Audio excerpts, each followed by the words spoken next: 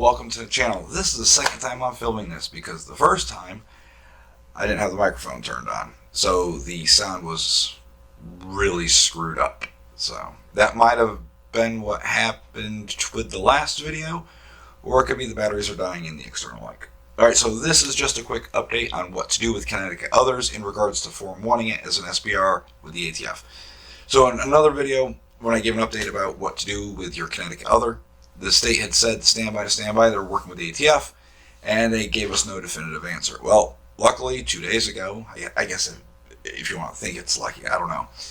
2 days ago on March 30th, they released another letter to, which I have right here, to all interested parties, which is basically everybody that owns a Connecticut Other, the SLFU unit,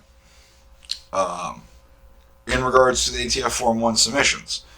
So remember, the ATF said under no circumstances would they approve any Form 1s from states where SBRs are prohibited, like Connecticut, so on and so forth. Right, I can't go to other states as in talk about Massachusetts, New York, New Jersey, who have variants of others. Maybe not so much New York, I know.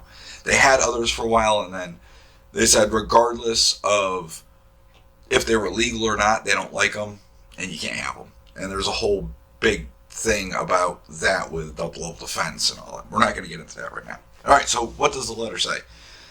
Verbatim, the state of Connecticut has been advised by the ATF NFA that because Connecticut has not changed the definition of assault weapon or rifle, Form 1 applications coming from Connecticut for the Connecticut Other will be processed without the need for further documentation from SLFU.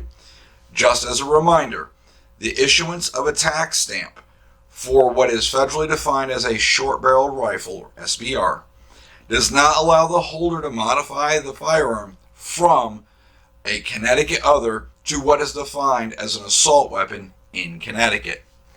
All that basically means is you can't put a buttstock on it. Even though it's going to be an SBR, you're going to have a tax stamp, you're not going to be able to take that brace off and throw a buttstock on it. Alright? So don't even think about that. Don't do that. That's going to be a massive violation of law. Same with the vertical foregrip, which is an ATF requirement. However, you can't remove it, because if you remove it, then it's no longer technically an other. You need to leave it there. So leave the configuration alone. Other than that, you got to Form 1 it.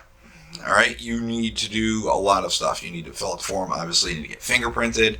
To submit all that, the $200 that you would normally have to pay is obviously still being waived till May 31st. So you've got basically 2 months from today, which is April 1st, to get it done.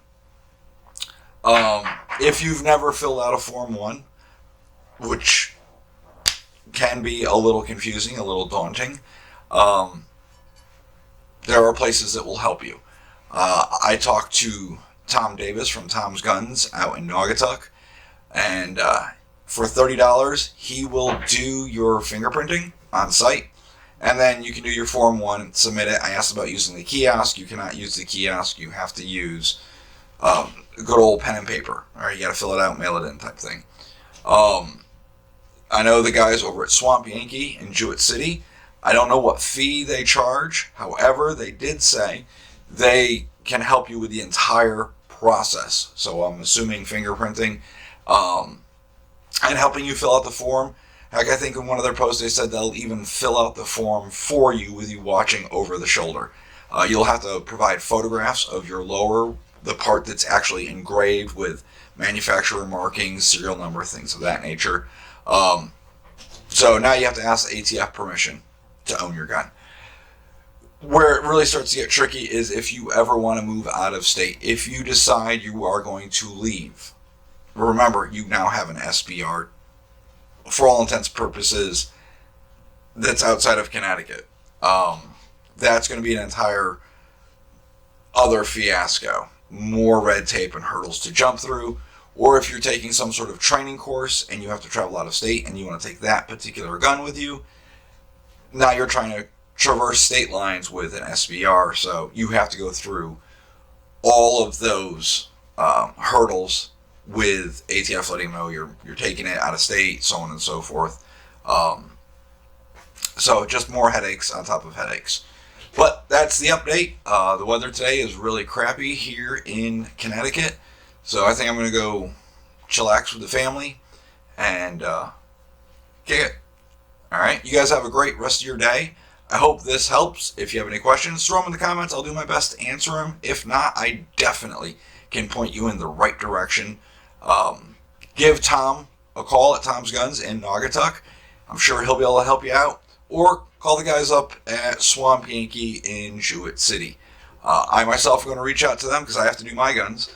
And we'll see if we can come to an arrangement. Maybe I can get them done and I can actually film the process and explain it to you guys better on what's going to happen. Alright? Till then, I will talk to you guys later. You guys have a great day.